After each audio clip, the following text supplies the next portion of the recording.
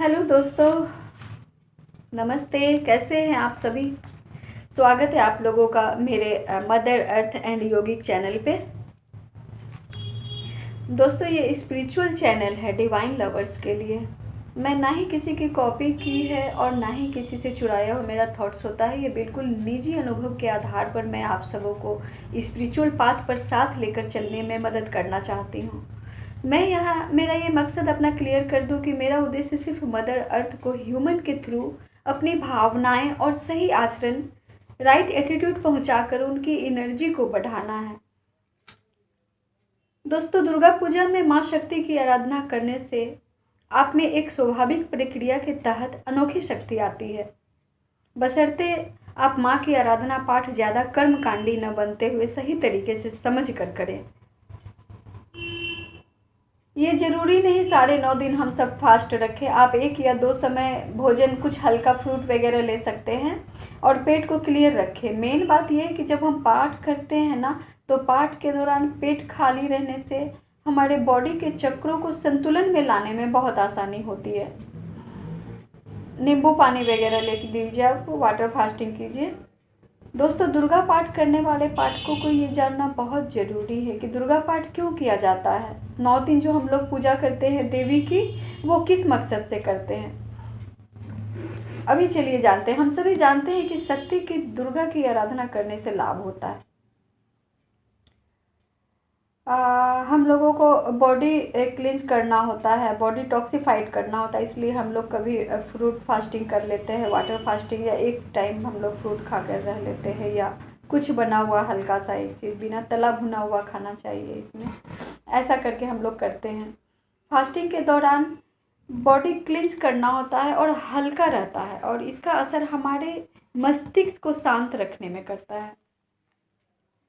श्रद्धा और सही उच्चारण के साथ किया गया मंत्र हमारे शरीर को वाइब्रेट करता है, क्योंकि मंत्रों में बहुत एनर्जी होती है, और सप्तशती के मंत्रों में सारे उच्चारण के शब्द आपके अंदर सुप्त पड़ी हुई सोए हुए चक्रों को अपने वाइब्रेशन से जगाने का काम करता है।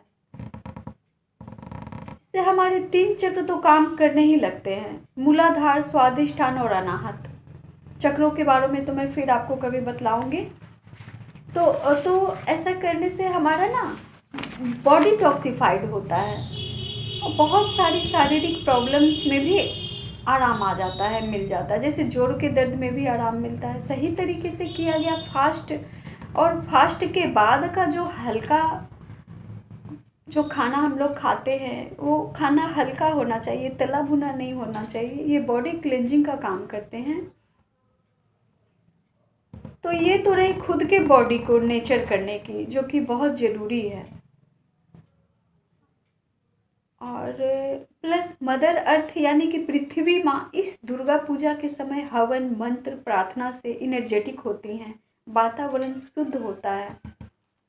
अभी तो वैसे भी ठंड और गर्म का एक साथ असर रहता है, तो कभी कभी सुबह जब आप उठिएगा तो देखिएगा इतना रोमांचिक मौसम रहता है ना, इतना रोमांटिक, इतना रोमांच वाला मौसम रहता है कि अपने आप में बहुत अच्छा फील होता है।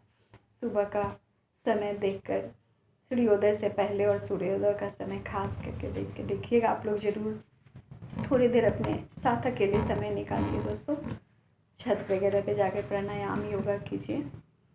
दोस्तों, इस बार दुर्गा पूजा हम सभी ने अपने घरों और खुद के साथ ज़्यादा मनाया है। मैं पूरी तरह श्योर हूँ इस बार जो लोग शक्ति माँ, पृथ्वी माँ के प्रति श्रद्धावान हैं, उन्हें पहले से ज़्यादा इनर्जेटिक फील कर रहे होंगे, वो लोग पॉजिटिव महसूस कर रहे होंगे खुद में।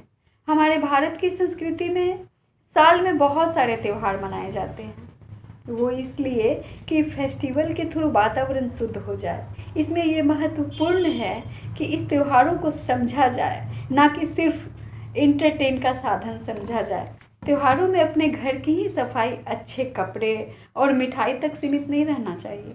हम सभी के लिए त्यौहार बहुत सारी चीज़ें लेकर आता है दोस्तों। दुर्गा यानी शक्ति पूजा भी यही कहना चाहती है। पृथ्वी माँ बोलती है, बच्चों मैं तुम्हें अपने आंचल में पोषण देती हूँ, मेरा ख्याल रखो, पेड़ पौधे मत काटो, सफाई रखो, नदियों को दूषित मत करो, मेरी गोद में तुम्हारे लिए पर्याप्त साधन है जीवन पल्लवित पुष्पित करने का। बनाने का। मुझे हानि पहुंचाओगे तो कौन ध्यान रखेगा तुम्हारा। अपने अंदर सुंदर स्वच्छ भावनाओं को सभी में फैलाओ। वायु को भी शुद्ध करो, वायु भी उससे शुद्ध हो जाएंगे तुम्हारी भावनाओं से। मैं भी हरी भरी स्वस्थ रहूंगी। दुर्गा माँ शक्ति की प्रतीक है। बुराई पर अच्छाई और विजय की प्रतीक है। शक्ति सृष्टि है, प्रकृति है, माँ है। और अब भी समझो कि त्योहारों का और विभिन्न पूजाओं का क्या मतलब है।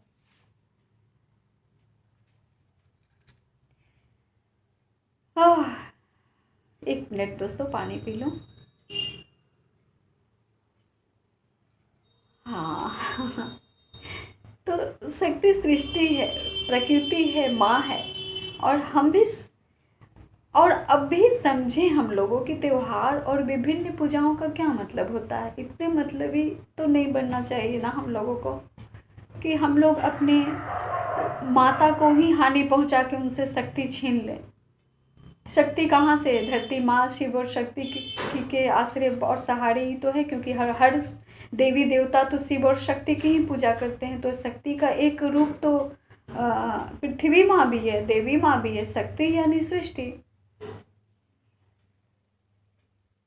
धरती माँ बोलती है मुझे सुरक्षा दो, प्यार दो, मैं तुम्हें सुरक्षा दूंगी, प्यार दूंगी। शिव के तत्वों को समझो, मैं शिवा हूँ, शक्ति हूँ, राक्षसों का वध करती हूँ, दुष्टों का सर्वनाश करती हूँ। और आगे भी यही होगा, यही होता रहा है, यही होगा।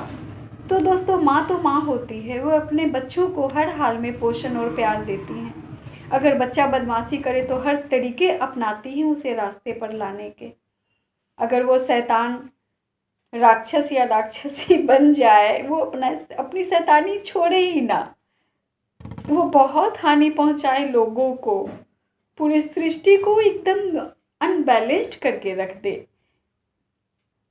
तो शिव शक्ति दुर्गा बनकर संहार कर संतुलित करना भी जानती हैं। और उनका तरीका तो फिर बहुत क्रूर होता है, क्योंकि बहुत सहती है ना धरती माँ, बहुत सहती है। कितने पापों को सहती हैं, कितनी सारी बैड इमोशंस को अपने अंदर समेटती हैं। लेकिन अब फट पड़ रही हैं, अब तो उनसे बर्दाश्त ही नहीं हो रहा दोस्तों। अब हम लोगों को पूजा का मतलब समझना चाहिए, शक्ति का मतलब समझना चाहिए, उनका आदर करना चाहिए।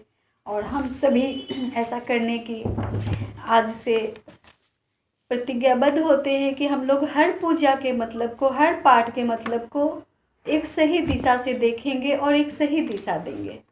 Okay bye friends, like comment subscribe कीजिए, पसंद आए मेरी बातें तो। ख्याल रखिए। जय शिव शक्ति। बाय।